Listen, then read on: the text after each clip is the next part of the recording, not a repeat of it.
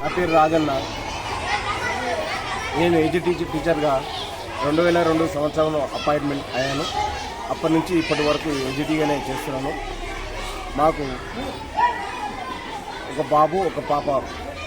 మా బాబును కూడా ఈ యొక్క నేను పనిచేస్తున్న ప్రభుత్వ పాఠశాలలోనే చదివించడానికి మొగ్గు చూపాను. ఫస్ట్ క్లాస్ నుంచి కూడా ఇప్పటి వరకు 4th క్లాస్ వరకు నేను పనిచేసిన పాఠశాలలో చదువుతున్నాను. గతంలో శ్రీపురంలో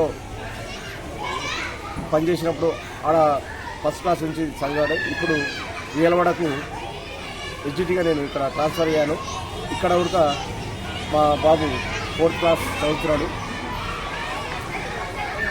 ప్రభుత్వ పాఠశాలలు బలోపేతం కావడానికి నాకు ఎందుకో కొంత చాలా ఇష్టం అనిపిస్తుంది.